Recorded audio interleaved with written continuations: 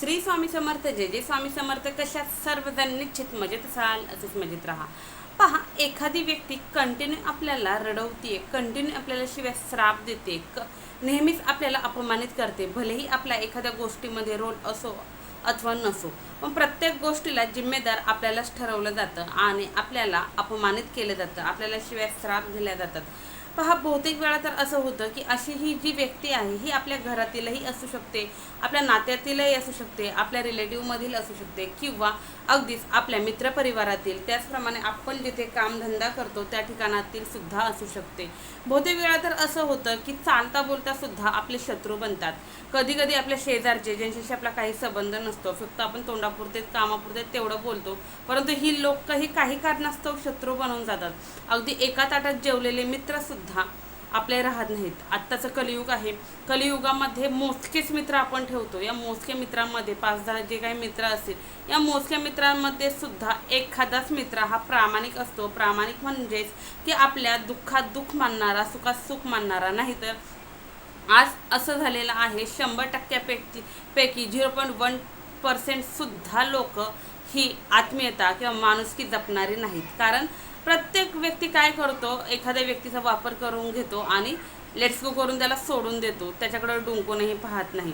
सांगण्याचं तात्पर्य असं की तुमच्याही आयुष्यात जर असं घडत असेल, एखाद्याला तुम्ही जीवापाड जपलं, एखाद्यावर तुम्ही खूप प्रेम केलं, एखाद्याला तुम्ही आपलं मानलं आणि तीच व्यक्ती कंटिन्यू तुम्हाला त्रास देते किंवा तुमच्या बरोबर बोलत नाही किंवा तुम्हाला भेटण्यासाठीही ती तयार नाही, तुमच्याबरोबर बोलण्यासाठीही तयार नाही, तर अशा व्यक्तीसाठी निश्चित आज जो उपाय सांगणार आहे हा उपाय करा. हा जो उपाय आहे हा शत्रू नाश करण्यासाठी आहे. कोणत्याही प्रकारची शत्रुपीडा असू द्या ती दूर करण्यासाठी हा उपाय खूप महत्त्वाचा आहे. उपाय सांगणार आहे तत्पूर्वी जे कोणी आपल्या चॅनलवरती नवीन असाल, अजून आपल्या चॅनलला सबस्क्राईब केलं नसेल तर आपल्या चॅनलला सबस्क्राईब करा, बेल आयकॉन ऑन करा, जेणेकरून असे छान छान व्हिडिओ तुमच्यापर्यंत येतील आणि तुमच्या जीवनातही सोनं झाल्याशिवाय राहणार नाही. व्हिडिओ स्किप न करता शेवटपर्यंत पहा, म्हणजे निश्चितच संपूर्ण माहिती तुमच्यापर्यंत पोहोचली जाईल. पहा, हा जो उपाय आहे हा उपाय हा उपाय तुम्ही कोणत्याही दिवशी, आठवड्यातील जे 7 दिवस आहेत त्या दिवसांपैकी कोणत्याही दिवशी जरी केलात तरीही चालेल. दिवसाची मर्यादा नाही किंवा दिवसाचं कोणतंही बंधन नाही, कोणत्याही दिवशी तुम्ही हा उपाय करू शकता. त्याचप्रमाणे महिला पुरुष कोणीही हा उपाय केला तरीही चालेल. अजून सुतक, विटाळ आणि पिरियड असताना सुद्धा तुम्ही हा उपाय करू शकता, त्याचंही बंधन तुम्हाला नाही. आता राहिला प्रश्न साहित्य काय लागणार आहे ते व्यवस्थित ऐकून घ्या. एक माचीसचं बॉक्स म्हणजेच काडीपेटीचं बॉक्स तुम्हाला घ्यायचं आहे. छोटं घ्या, मोठं घ्या, कोणतंही काडीपेटीचं बॉक्स जरी घेतलं तरीही चालेल. फक्त ते नवीनच असावं. घरात जे पडलेलं आहे ते घ्यायचं नाही. तर घरात पहा, आपल्याकडं मॅचेसचं बॉक्स असतं, त्यातील नवं एखादं घ्यायचं आहे. त्यातील निम्म्या काड्या काढून बाजूला ठेवायच्या आहे आणि निम्म्याच काड्या तुम्हाला लागणार आहे. फक्त माचीसचं बॉक्स नवीन लागणार आहे. त्यानंतरनं काळ्या रंगाचा एक धागा घ्यायचा आहे. कोणताही धागा घ्या, जो तुम्ही मशीनसाठी वापरता तो घ्या किंवा कोणताही तुम्हाला जो काळ्या रंगाचा धागा भेटेल तो घेतला तरीही चालेल. त्यानंतरनं दोन शाबीत लवंगा घ्यायच्या आहेत. शाबीत लवंगा म्हणजे ज्या लवंगा कुठेही तुटलेल्या नाही, फुटलेल्या नाही, ज्या लवंगेला पुढे बोंड आहे, फूल आहे, अशी लवंग घ्यायची आहे. 2 घ्यायच्या आहेत. आता तुम्हाला काय करायचं आहे, एक हिरव्या रंगाचा छोटासा पेपर घ्यायचा आहे. आता हिरव्या रंगाचा पेपर म्हणलं तर क्राफ्ट पेपर पण येतो, त्याचप्रमाणे घोटीव पेपरसुद्धा येतो. तुमच्याकडं स्टोअर, दुकान जिथे कुठे आहे तिथे सहजरित्या मिळून जातो. एकदम छोटासा इतकासा घ्यायचा आहे. तर तो क्राफ्ट पेपर घ्यायचा आणि काळ्या रंगाचा तुम्हाला एक पेन घ्यायचा आहे. बॉल पेन घ्या, शाई पेन घ्या, जेल पेन घ्या, जो घेता येईल तो घेतला तरीही चालतं. मार्कर घेतला अगदीच तरीही चालेल. हे सर्व साहित्य घ्यायचं. तुमच्या घरामध्ये कुठेही बसा, कोणत्याही दिशेला तोंड करून बसा, हाही काहीच नियम नाही, कुठेही बसा. फक्त बसण्यापूर्वी स्वच्छ हातपाय धुवायचे, बसायला एक आसन घ्यायचं आणि त्यानंतर हे सगळं साहित्य एकत्र घेऊन बसायचं. हे सर्व साहित्य एका प्लेटमध्ये किंवा एका पाटावरती किंवा एका चौरंगावरती तुम्हाला ठेवायचं आहे. त्यानंतरनं काय करायचं, तर जो तुम्ही हिरव्या रंगाचा पेपर घेतलेला आहे त्या हिरव्या रंगाच्या पेपरवरती तुम्हाला जो व्यक्ती त्रास देतोय, जो व्यक्ती तुम्हाला कंटिन्यू रडवतोय, तुम्हाला फसवतोय, तुम्हाला शिवाय श्राप देतो, त्या व्यक्तीचं तुम्हाला नाश करण्यासाठी, त्या शत्रूचा नाश करण्यासाठी तुम्हाला त्या व्यक्तीचं नाव यावरती लिहायचं आहे. आता पहा, हा उपाय एका वेळेस एकाच व्यक्तीसाठी तुम्ही करू शकता, म्हणून तुम्हाला इथे एकाच व्यक्तीचं नाव त्या पेपरवरती लिहायचं आहे. आता नाव लिहिल्याच्या नंतर ना त्या पेपरची एकदम छोटीशी तुम्हाला काय करायची आहे, घडी करायची आहे. आता छोटी म्हणजे किती, तर आपला जो शेंगदाणा असतो इतक्या आकाराची एकदम छोटीशी घडी तुम्हाला त्या पेपरची करायची आहे. त्यानंतर या पेपरची घडी केल्याच्या नंतर ना हा जो पेपर आहे, जे तुम्ही काडीपेटी घेतलेली आहे किंवा माचीस बॉक्स घेतलेला आहे, त्यामध्ये तुम्हाला ठेवायचा आहे. सुरुवातीला सांगितलं माचीस पूर्ण भरलेलं घ्यायचं, त्यानंतर त्यातल्या काड्या रिकाम्या करायच्या आणि अर्ध्याच काड्या ठेवायच्या. तर या अर्ध्या काड्यांवरती तुम्हाला ही जी चिट केलेली आहे, तुम्ही ही जी नोट लिहिलेली आहे तो कागद ठेवायचा. त्यानंतर तुम्हाला यावरती 2 शाबीत लवंगा ठेवायच्या आहेत. आता माचीस बॉक्स का घ्यायचं, तर आपल्याला माहिती आहे की जे काडीपेटी आहे त्यामधील जी काडी आहे किंवा माचीस बॉक्समधील जी काडी आहे तिला पुढे दारू लागलेली असते, दारू गोळा म्हणतात, किंवा ते रसायन लागलेलं असतं. हे जे रसायन आहे, या रसायनाचा कारक म्हणजेच अग्निदेवता म्हणजेच राहू ग्रह हा असतो. आता राहू ग्रह ज्याचा मजबूत असतो, त्याच्या आयुष्यामध्ये कधीच शत्रूचा लवलेशही येत नाही किंवा कधीच शत्रू त्याला शिवायलाही येत नाही किंवा त्याच्या लाईफमध्ये शत्रूचा कधीच इंटरफेअर नसतो. तर आपल्या आयुष्यातील हा शत्रू दूर करण्यासाठी आपल्याला काय करायचं आहे, राहू ग्रहाला प्रसन्न करायचं आहे किंवा राहू ग्रहाची मदत घ्यायची आहे. म्हणून आपण त्यामधील काड्याही घेणार आहोत.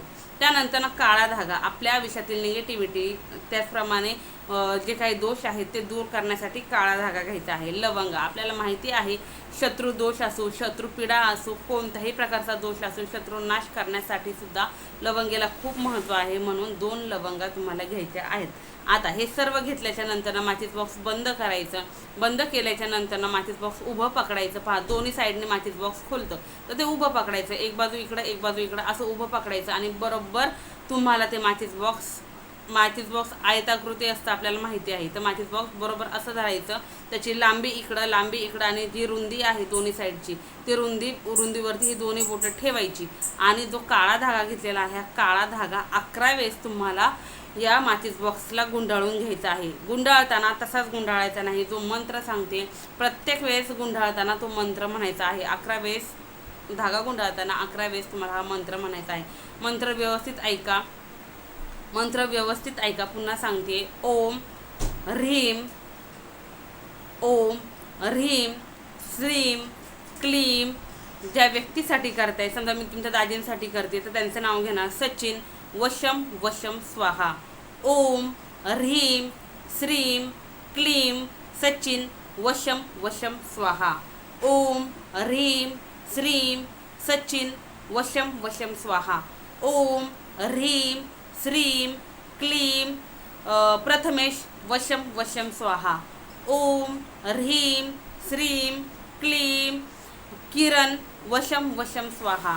ओम ह्रीम श्रीम क्लीम तृप्ती वशम स्वाहा. या पद्धतीने एकाच व्यक्तीसाठी, फक्त एक्झाम्पल म्हणून मी वेगवेगळे नावं घेऊन दाखवली, पण एकाच व्यक्तीचं नाव घेऊन तुम्हाला या प्रकारे हा धागा गुंडाळायचा आहे. आता 11 वेळेस धागा गुंडाळून झाला की त्यानंतर त्या धाग्याची तेथेच तुम्हाला गाठ मारायची. उरलेला धागा तेथेच सोडायचा आणि तेथेच सोडून द्यायचा, त्याची गाठ करून तेथेच सोडायचा किंवा कट जरी केला तुम्ही तरीही चालेल. उरलेला धागा खूप मोठा असेल तर कट केला तरीही चालेल. त्यानंतर ही अभिमंत्रित झालेली जी काडीपेटी आहे किंवा माचीस बॉक्स आहे, हे तुम्हाला 21 दिवस तुमच्या सोबतच ठेवायचं आहे. ज्या महिला भगिनी आहेत, ज्या घरातच असतात, त्यांनी त्यांच्या पदराला बांधा, गाऊनच्या खिशात ठेवा, ट्रॅक पॅन्टमध्ये ठेवा तरीही चालेल, काही हरकत नाही, फक्त सोबत ठेवायचं. ज्या माझ्या महिला भगिनी किंवा भाऊ बाहेर जातात कामासाठी वगैरे, त्यांनी त्यांच्या पॉकेटमध्ये, खिशामध्ये किंवा जीन्समध्ये जरी ठेवलं तरीही चालेल. तुम्हाला जेथे ठेवणं शक्य आहे तेथे ठेवायचं आहे. रात्री झोपताना मात्र ही जी माचीस बॉक्स आहे ही उशाशी घेऊन झोपायची. उशी डोक्याखाली घेऊ नका झोपा, फक्त उशाशी घेऊन झोपा.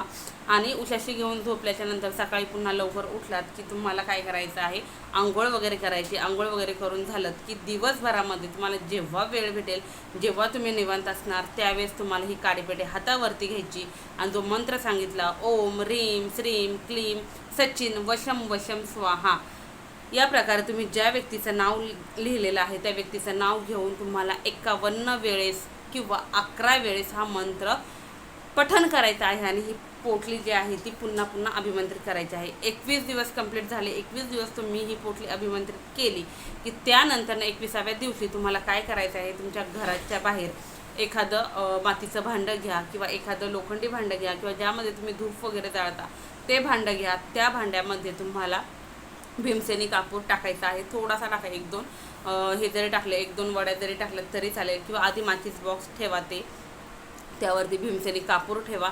ते माचीस बॉक्स खोलायचं नाही, काही नाही, त्यावरती भीमसेनी कापूर ठेवायचा आणि तुम्हाला हे जे अग्नी आहे म्हणजे हे जे माचीस बॉक्स आहे हे कापरासहित काय करायचं आहे, प्रज्वलित करायचं आहे. पहा त्यामध्ये काडीपेटी आहे, काडीपेटीमध्ये काड्या आहेत, त्याच्यामुळे हे पटकन प्रज्वलित होतं, जास्त वेळ लागत नाही.